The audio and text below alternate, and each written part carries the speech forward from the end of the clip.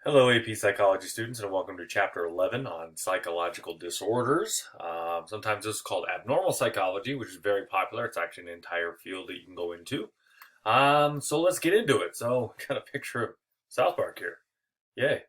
And a little recording for you. Welcome to the mental health hotline. If you are obsessive compulsive, press 1 repeatedly. If you are codependent, ask someone to press 2 for you. If you have multiple personalities, press 3, 4, 5, and 6.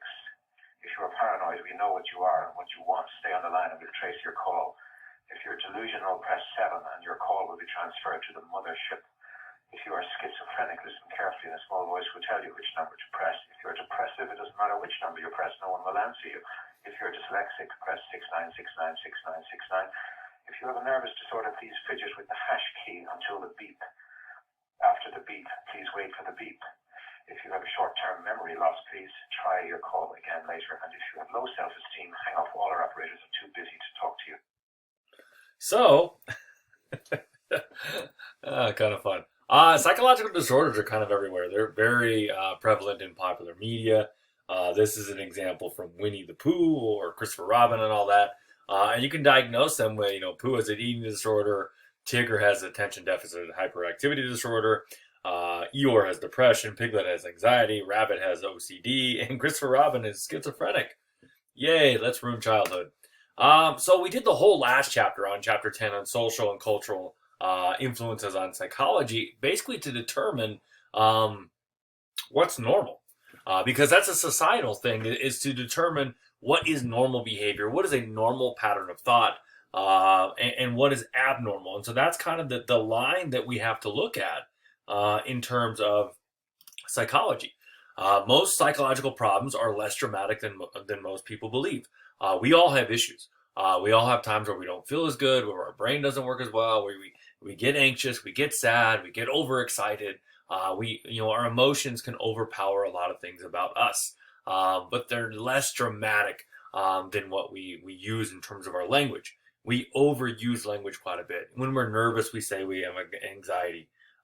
When something's funny, we say hilarious, even though it's not paralyzing in laughter. When we're down, like I'm a little depressed.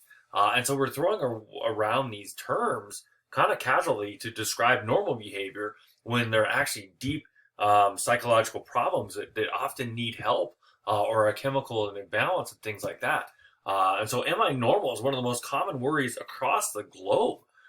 Every culture, people wonder, do I fit in? Am I normal? It's normal to have problems. It's normal to not always feel good. It's normal to be nervous and to get anxious because you have a test tomorrow. That's normal. Stop saying you have anxiety. That means you have a disorder. If you like things neat and tidy, that doesn't make you OCD. So don't confuse abnormal behavior with mental disorders. Yes, sometimes they're correlated, but the correlation's not always causation. So let's look at it. So how do we define a mental disorder? And so we have to look at a couple things. Is a mental disorder a violation of cultural standards? Are there things in culture that are perfectly acceptable, but in another culture we would go, whoa, what's wrong with you? For instance, contact with the dead among bereaved people is normal in the Chinese culture. They will try to have seances and contact and converse with dead relatives. Whereas in our culture, that's kind of strange, man. You better call the Ghostbusters. Mental disorder versus as an emotional distress in terms of a person's own suffering. Spoiler alert, no one gets out of this life, scot-free. We all go through tough periods. We all suffer. We're all going to lose loved ones. We're all going to experience failure.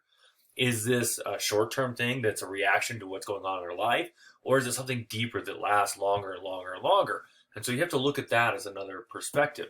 So it varies person to person. How we express grief or how we even express happiness varies from person to person. Even within the same household, siblings can differ in how they express their emotions. And so how each individual handles stress. Some people are very calm and they're like the meme, the burning building, and the dog just sitting there saying everything's fine. Other people are freaking out over the smallest things. Mental disorders behavior that is often self-destructive or harmful of others. So you can look at that behavior and see that there's a correlation that, hey, this is self-destructive. You are going down a path that is destroying who you are.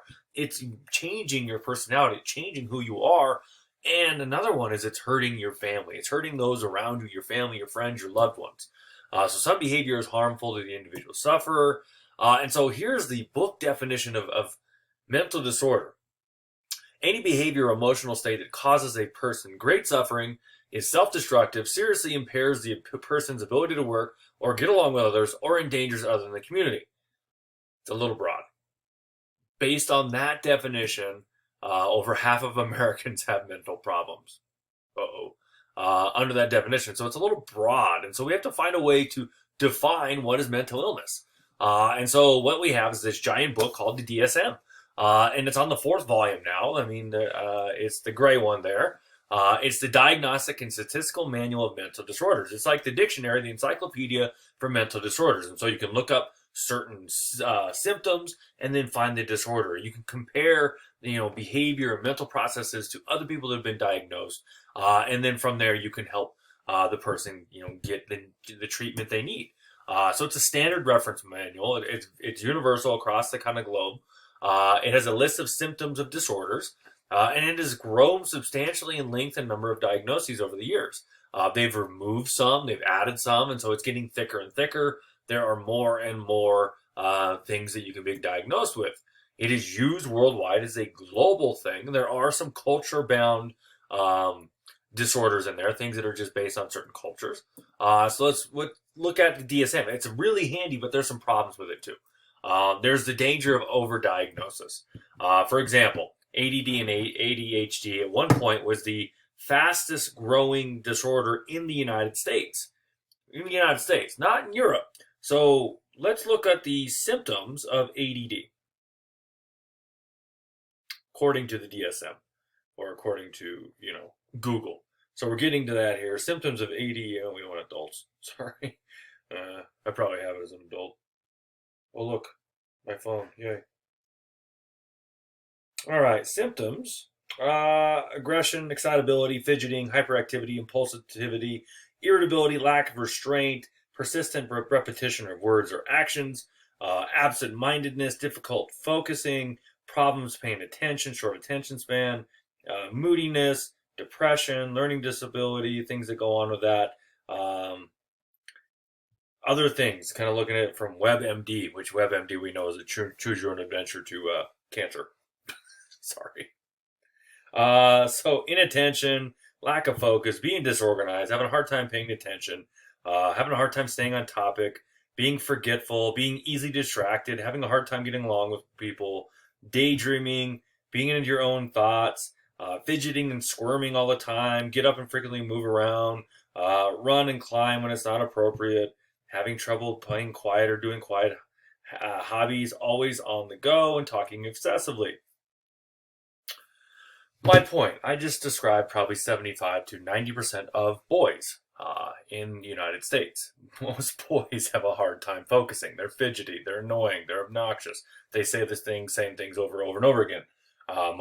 My children, my one son, the male one, likes to say poop TNT. He did that for years, and he would just say poop TNT and then laugh. Poop TNT, poop TNT.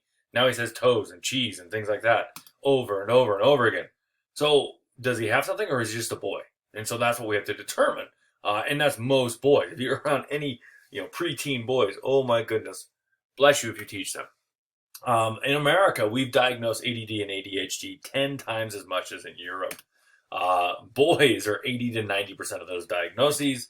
And so it was, some people have a conspiracy kind of, there's a different kind of angle, that the drug companies were trying to push Ritalin and now Adderall, that maybe it was just an easy way to explain, the kid, just fidgets a lot, or they're just a boy.